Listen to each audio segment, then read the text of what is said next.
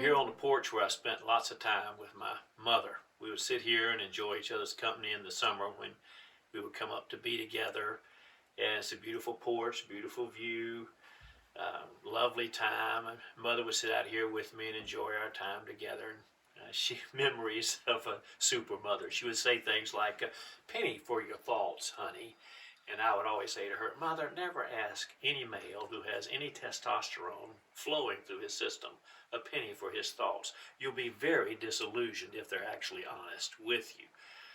She would still ask every so often, sure that her son was pure as the driven snow. She didn't mind dying. She looked forward to heaven. She looked forward to heaven. She talked about it all the time. And when she knew she had 6 months, 9 months to live because of a condition that took her life, I remember they gave her medicines to ease the pain and also to keep her, spirits up. And she knew what they were doing, and she would say to me, "If I knew dying was this much fun, I would have done it years ago." Great memories of, and she'd also say, as soon as they told her she only had about 6, 9 months to live, she said, "I'm never eating another green vegetable in my life." Great memories of mother. She didn't like to cook. She really didn't like to cook.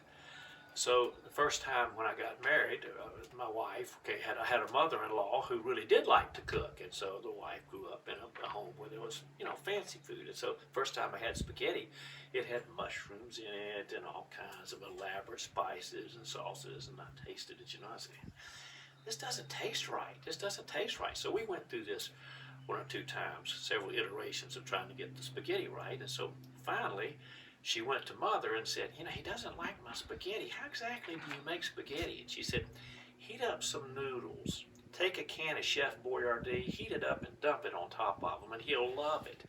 It was really delicious spaghetti. So great memories of mother. What makes a super mother? What makes a mother be like Mary, the mother of Jesus, who's sort of the paragon and the ideal of motherhood? She committed her child to God. She knew she was told in the prophecies that there would be struggles and difficulties, and she committed her child to God. Their view of conception in those days was very different. Remember now, they didn't see conception in biological terms like we did. Psalm 139 talks about God knitting us together in our mother's womb. Well, God has a big role to play in this idea.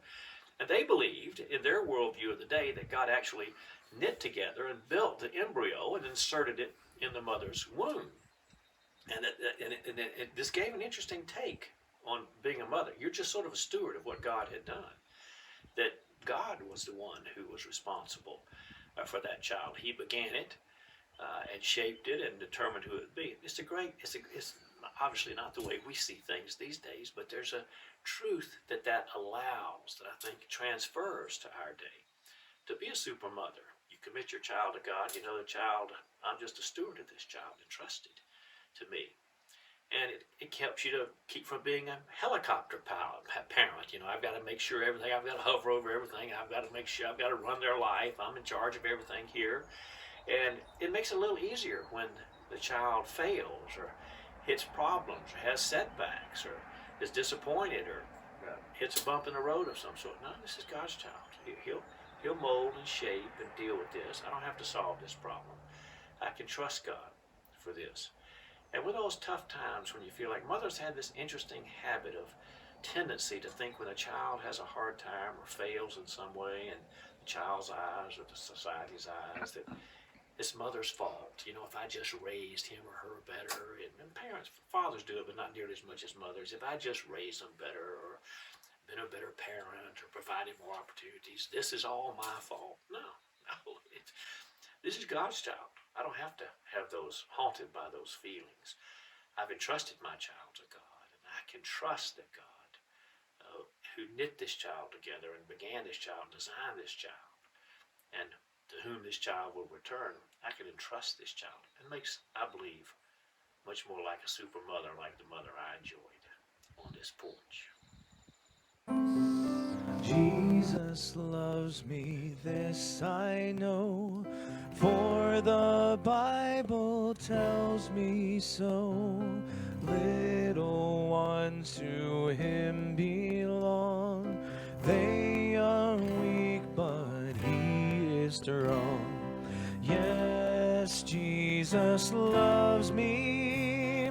Yes, Jesus loves me. Yes, Jesus loves me.